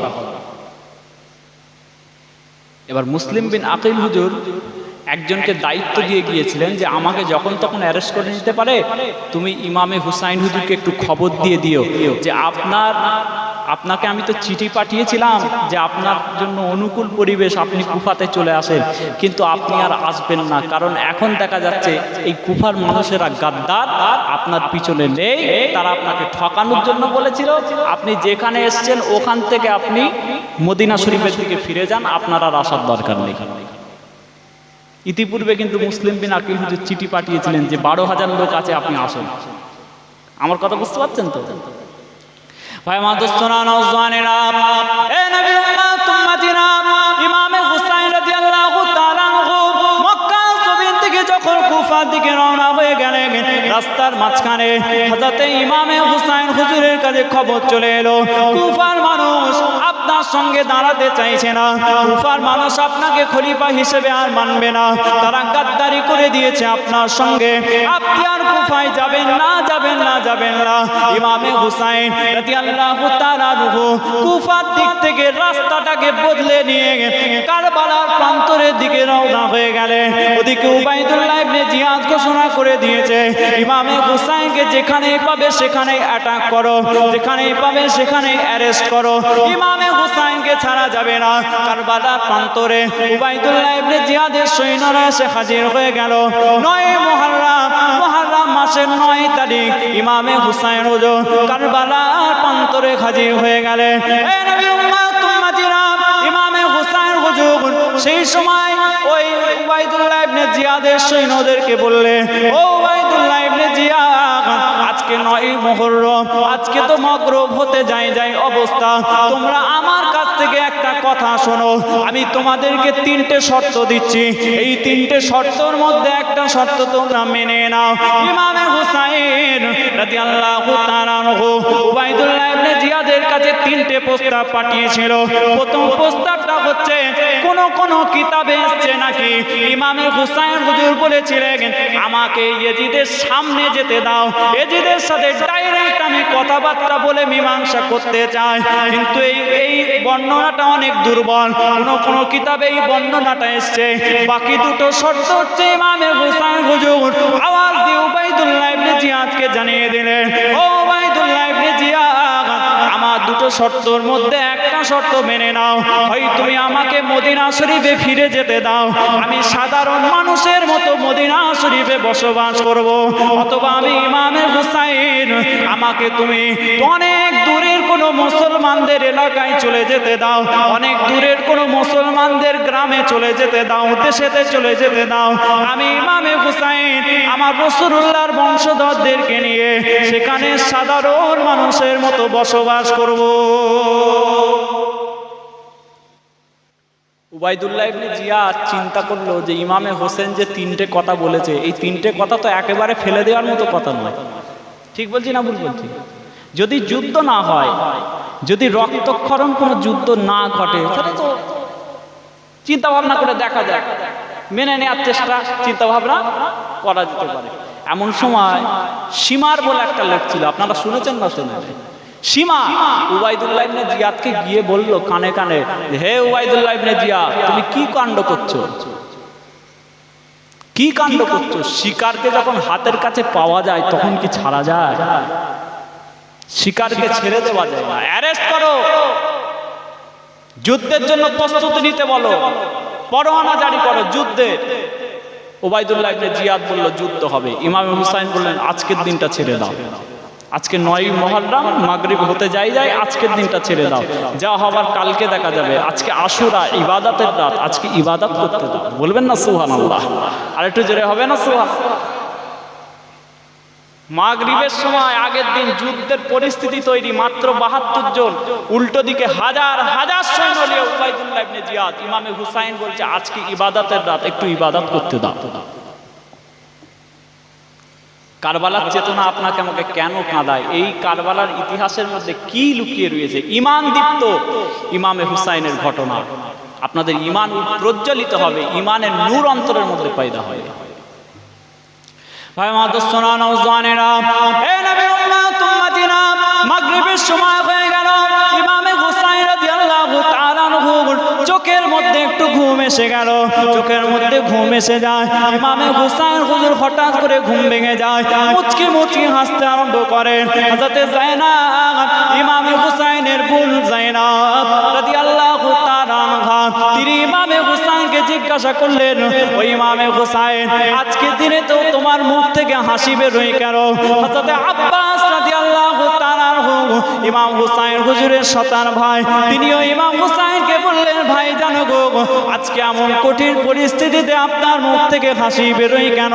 ইমামে হুসাইন হুজুর চিৎকার আওয়াজ দিয়ে জানিয়ে দেয়, ও দুনিয়ার মুসলমান, ইমাম হুসাইন হুজুর সেদিন বলেছিলেন, ও আমার আহলে বাইতেরা, ও আমার রাসূলুল্লাহর বংশধরেরা, আমি ইমামে হুসাইনের যখন ঘুম পেয়ে গিয়েছিল, আমি ইমাম হুসাইন চোখটা মোজার সঙ্গে সঙ্গে আমি নিজের চামড়া চোখে দেখতে পেলাম আমার নানা জান সাইয়্যিদুল মুরসালিন রাহমাতাল লিল আলামিন, আমার নানা জান রাসূলুল্লাহ কারবালার প্রান্তরে আমি ইমামে হুসাইনকে নিয়ে যাওয়ার জন্য হাজির হয়েছে। আরো জোরে বলেন সুবহানাল্লাহ। আমার নানা জান হাজির হয়ে গেছে, আমাকে নিয়ে যাবে, বলুন না সুবহানাল্লাহ। মাগরিব নেমে এসেছে, হযরতে যায়েনাব দেখলেন কারবালার প্রান্তরে ছোট ছোট যে সমস্ত নুড়ি পাথরগুলো আছে, কি একজন মহিলা মানুষ নিজের বোরকা মতো পরে, বোরকা অবস্থায়, পর্দা নিশীন অবস্থায় কারবালার প্রান্তর থেকে ওই ছোট ছোট পাথরগুলো, ছোট ছোট কাঁকড়গুলো, পাথরগুলোকে সরিয়ে সরিয়ে ঝাঁট দিয়ে এক জায়গায় করছে। হযরতে যায়েনাব জিজ্ঞাসা করলেন, কে গো মা তুমি? কারবালার প্রান্তর থেকে পাথরগুলোকে, কাঁকড়গুলোকে সরিয়ে দাও। চেহারার পর্দা নাকাব সরানো হলো, নাকাব সরাতেই দেখা গেল হযরতে যায়েনাব দেখতে পেলেন, আহারে, এটা তো আমার আম্মা জান হযরতে ফাতেমাতুজ জোহরা, জোরে বলেন সুবহানাল্লাহ, রাদিয়াল্লাহু তাআলা আনহা। হযরতে ফাতেমাতুজ জোহরা কাঁকড়গুলোকে, পাথরগুলোকে ছড়িয়ে দিচ্ছেন। আমার রাসূলুল্লাহর খানদান এই জমিনের মধ্যে 10ই মুহররম শহীদ হয়ে যাবে, তাদের শরীরে পাথর, কাঁকড়গুলো তাদের শরীরে লাগলে তাদের শরীরে কষ্ট হবে। ওই জন্য আম্মাজান ফাতেমাতুজ জোহরা রুহানি হালতে কারবালার ময়দানকে সাফ করেছে, পরিষ্কার করেছে, জোরে বলেন সুবহানাল্লাহ।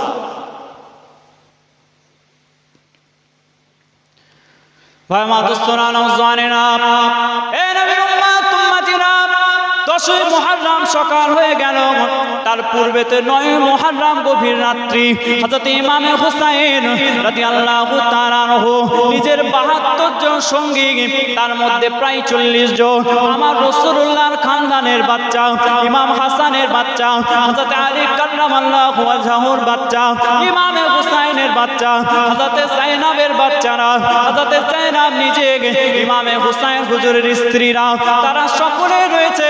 ইমামে হুসাইন হুজুর চিৎকার আওয়াজ দিয়ে জানিয়ে দিলে, ও আমার বংশধরেরা, ও আমার রাসূলুল্লাহর খানদানেরা, ও আমার সঙ্গী সাথীরা, আমি তোমাদেরকে একটা ঘোষণা দিতে চাই, আমি তোমাদেরকে একটা ঘোষণা দিতে চাই। তোমরা যে এজিদের সৈন্যদেরকে দেখতে পাচ্ছ, আমি ইমামে হুসাইন, তারা আমার সাথে যুদ্ধ করতে চায়, তারা আমার সাথে শত্রুতা করতে চায়, কিন্তু তোমাদের প্রতি তার কোনো শত্রুতা নাই।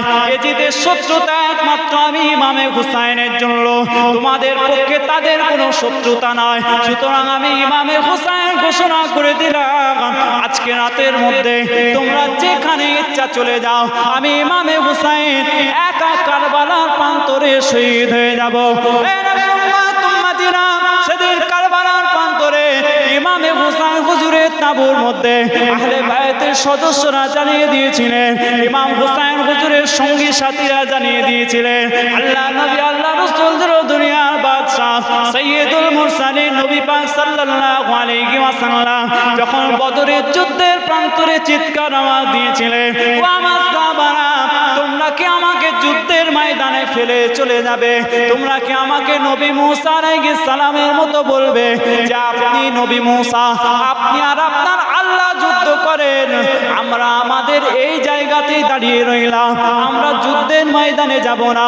আল্লাহ নবী বদরের প্রান্তরে ঘোষণা করেছিলেন, ও আমার সাহাবারা, তোমরা কি আমার সাথে নবী মুসার সঙ্গীদের মতো এই কথা বলবে?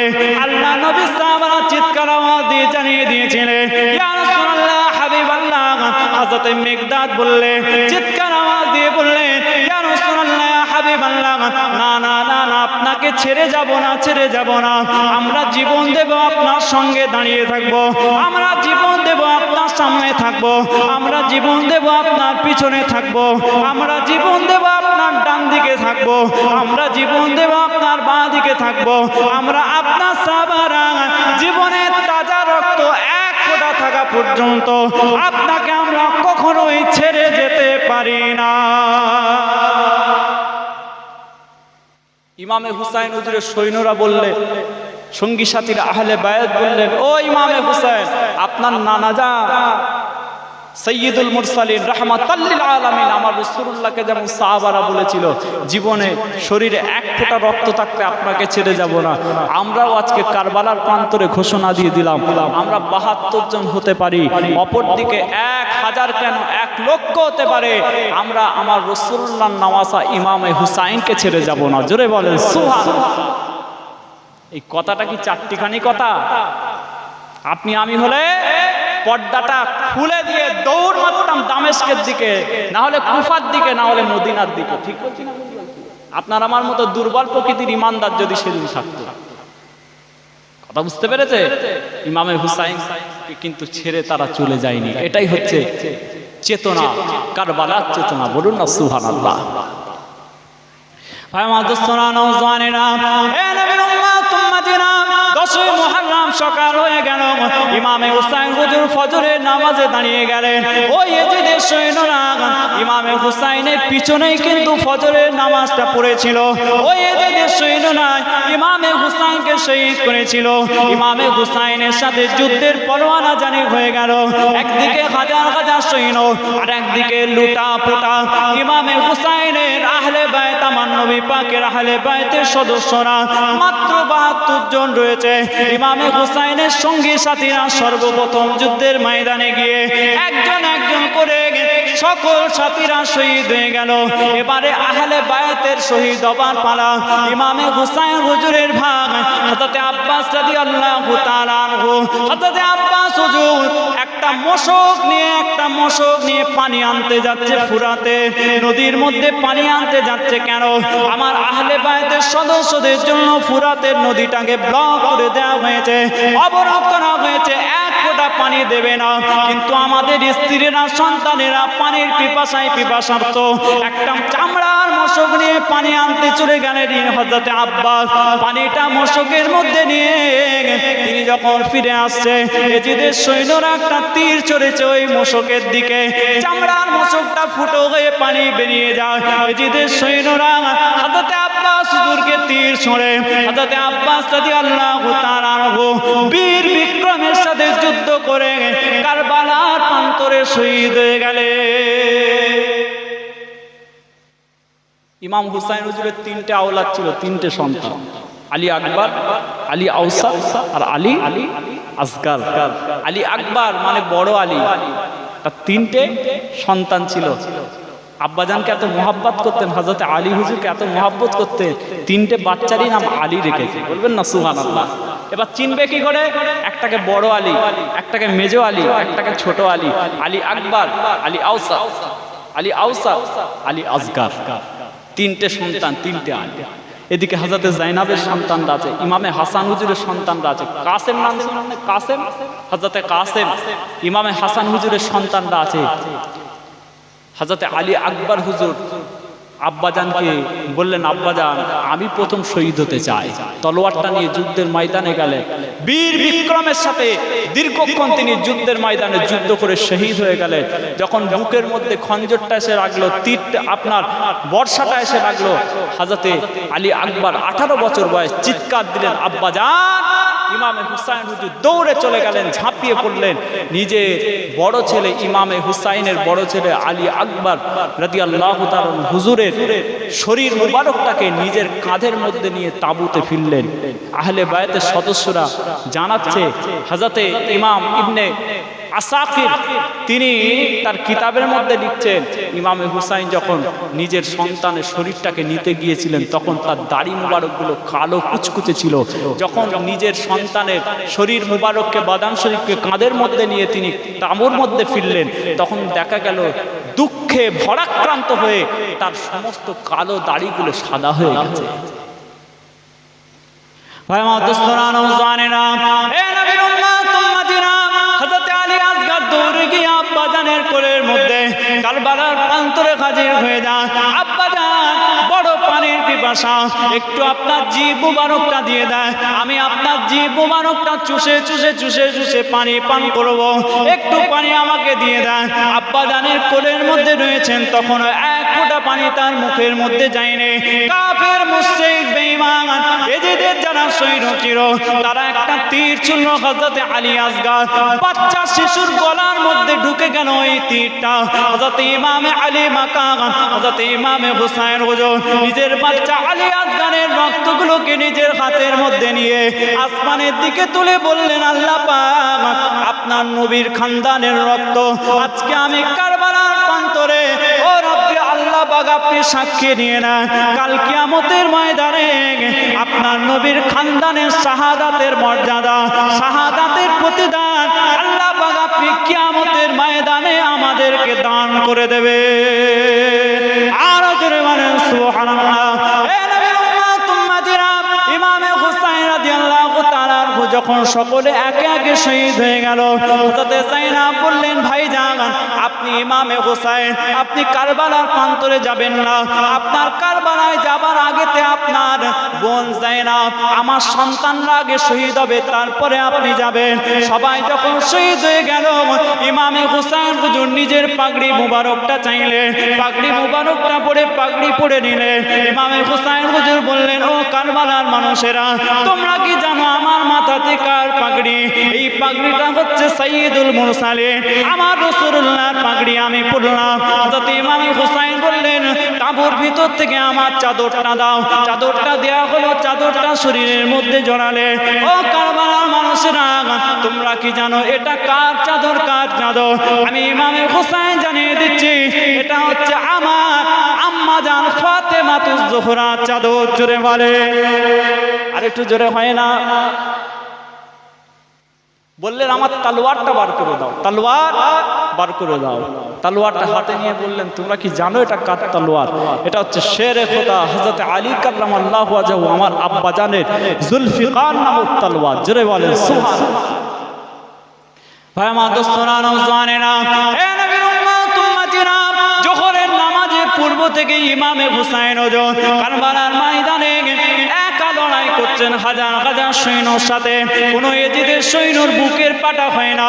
ইমাম হুসাইন হুজুরকে গিয়ে তলোয়ারটা চালিয়ে দেয়, সবাই ছত্রভঙ্গ হয়ে যায়। ইমামে হুসাইন রাদিয়াল্লাহু তাআলা আনহু বীর বিক্রমের সাথে একা হাতে থেকে 5 ঘন্টা যুদ্ধ করেছিল। আহলে বায়তের সদস্যরা জানিয়ে দেয়, ইমামে হুসাইন হুজুর কারবালার প্রান্তরে যখন একা যুদ্ধ করছিলেন, 5 ঘন্টা যখন একা যুদ্ধ করছিলেন, ইমাম হুসাইন হুজুরকে দেখে মনে হলো, ইমাম হুসাইন হুজুরের পাগড়ি দেখে মনে হলো ইমামে হুসাইন যুদ্ধ করছে না, দেখে মনে হচ্ছে যেন আমার রাসূলুল্লাহ যুদ্ধ করে। জোরে বলে।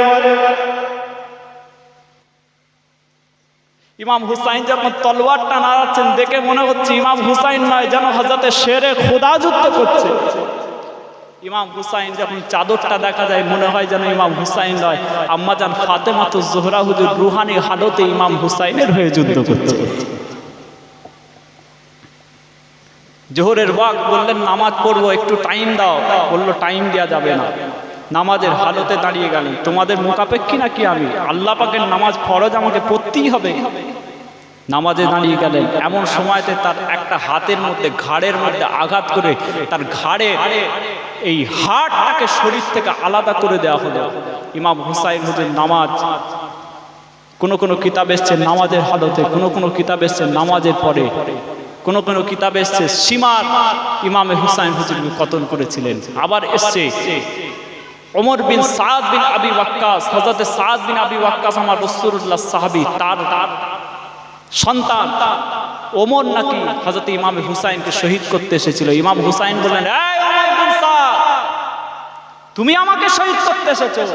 আমি ইমামে হুসাইন নিজের চামড়ার চোখে দেখেছি, আমার নানা জানের কদমের কাছে তোমার আব্বা এবং দাদু চুপটি করে বসে থাকতো। জোরে বলো, তুমি আমাকে শহীদ করবে?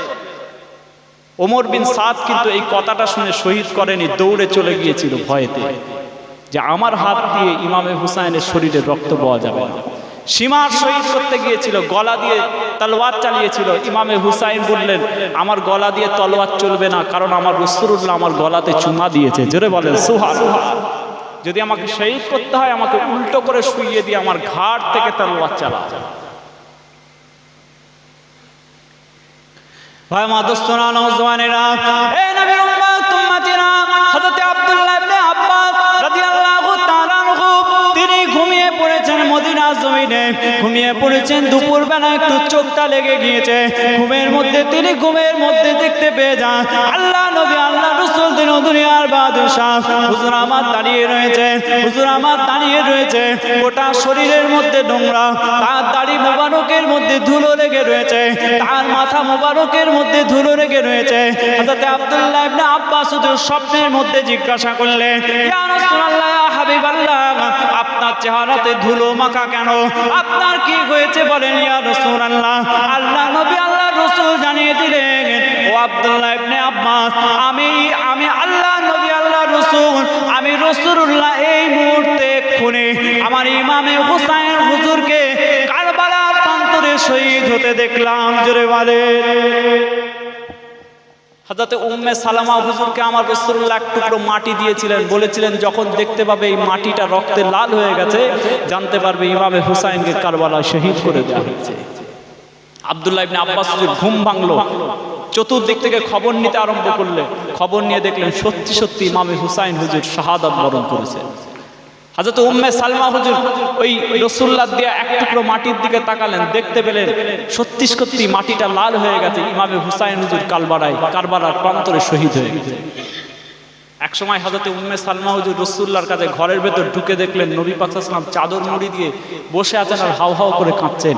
তার কোলের মধ্যে ইমামে হুসাইন। আম্মা জান উম্মে সালামা রাদিয়াল্লাহু তাআলা আনহা বললেন, ইয়া রাসূলুল্লাহ, আপনার নাতি ছেলে ইমামে হুসাইনকে কোলে নিয়ে আপনি তো সবসময় হাসেন, আজকে কাঁদছেন কেন? আমার নবী পাক বললেন, ও উম্মে সালামা, তোমাকে একটা কথা বলি, আমি এই জন্য কাঁদছি কারণ আমি জানি আল্লাহ পাক আমাকে জানিয়েছেন আমার এই বাচ্চাটাকে কারবালার প্রান্তরে শহীদ করা হবে। শুধু শহীদ করেনি, ইমামে হুসাইন হুজুরের শরীরের ওপর দিয়ে শত শত ঘোড়াকে দৌড়ে দিয়েছিল। ইমামে হুসাইন হুজুরের শরীরে কিতাবে ইবনুল জাওজি রাহমাতুল্লাহ আলাইহি কিতাবের মধ্যে লিখেছেন, ইমামে হুসাইনের শরীরে 100টার ওপর তীরের আঘাত লক্ষ্য করা গিয়েছিল ইমাম হুসাইনের শরীরে। তার মাথা মুবারকটাকে তার শরীর মুবারক থেকে আলাদা করে নিয়ে একটা নেজার ওপর বর্ষার ওপরে ইমাম হুসাইন হুজুরের মাথা মুবারককে গাঁথা হয়েছিল। তার সাথে সমস্ত আহলে বায়েতদের মাথা মুবারককে বর্ষায় গেঁথেতে মিছিল করে 14 দিন সফর করে দামেস্কে ইয়েজিদের দরবারে নিয়ে যাওয়া হয়েছিল। যারা আহলে বায়েতের সাথে এই পরিণতি করতে পারে তারা কি মুসলমান বলে মনে হয়? জোরে বলে, তারা কি মুসলমান বলে মনে হয়? আমার রাসূলুল্লাহ বলেছে, আমার মদিনা শরীফের দিকে যদি কেউ আগুন তোলে, আমার মদিনা শরীফকে যদি কেউ ক্ষতি করার চেষ্টা করে, তাহলে আমি রাসূলুল্লাহ আমার কষ্ট হয়। আমার মদিনা শরীফে কেউ যদি ক্ষতি করার চেষ্টা করে, সীসা যেমন আগুনের মধ্যে গলে পড়ে যায়, যেমন নুন যেমন পানির মধ্যে গলে যায়, আমার মদিনা শরীফে যদি কেউ আক্রমণ করে তাকে আল্লাহ পাক দুনিয়া এবং আখিরাতে ধ্বংস করে দেবে। এই এজিদের সৈন্যরা কিন্তু 61 হিজরিতে ইমামে হুসাইন হুজুরকে শহীদ করেছিল কারবালার প্রান্তরে। 62 হিজরিতে মদিনা শরীফে আক্রমণ করেছিল। 3 দিন মসজিদে নববী শরীফে নামাজও হয়নি, আজানও হয়নি। 3 দিন মসজিদে নববী শরীফে আজানও হয়নি, নামাজও হয়নি। মদিনা শরীফে শত শত নারীকে, মহিলাদেরকে এজিদের সৈন্যরা কাতারে কাতারে ধর্ষণ করেছিল। মদিনা শরীফে আল্লাহর নবী সাহাবীদেরকে হত্যা করেছিল, শহীদ করেছিল। শুধু শহীদ নয়, 10,000 মদিনা শরীফের মানুষকে শহীদ করেছিল। একবার তাকবীর দেন, নারে তাকবীর, নারে তাকবীর। আওলাদে মুজাদ্দিদে জামান, আওলাদে মুজাদ্দিদে জামান মামাজান হুজুর পীর কিবলা, মামাজান হুজুর পীর কিবলা। নারে তাকবীর, নারে তাকবীর। সিলসিলায়ে ফুরফুরা শরীফ, সিলসিলায়ে ফুরফুরা শরীফ মাসলাকে মুজাদ্দিদে জামান, আহলে সুন্নাত ওয়াল জামাত, আহলে সুন্নাত ওয়াল জামাত। নারে তাকবীর, নারে তাকবীর। সিলসিলায়ে ফুরফুরা শরীফ মামাজান হুজুর পীর কিবলা, মামাজান হুজুর পীর কিবলা। নারে তাকবীর, নারে তাকবীর, নারে তাকবীর। সবাই ভিতর দিকে আসেন না, বসে পড়েন না। আর দাঁড়িয়ে দাঁড়িয়ে দেখে কি হবে? সবাই ভিতরে চলে আসেন। সরিয়ে দাও, ঘুরিয়ে দাও ক্যামেরাগুলো, সরিয়ে। একটু মুহাব্বতে উচ্চ আওয়াজে হবে না? নারে তাকবীর। আর একটু জোরে সোরে নারে তাকবীর, নারে তাকবীর। ইয়াদগারে শুহাদায়ে কারবালা, জোরে বলেন জিন্দাবাদ। ইয়াদগারে শুহাদায়ে কারবালা, জোরে বলেন জিন্দাবাদ। নারে তাকবীর। আওলাদে মুজাদ্দিদুজ জামান মামাজান হুজুর পীর কিবলা। নারে তাকবীর।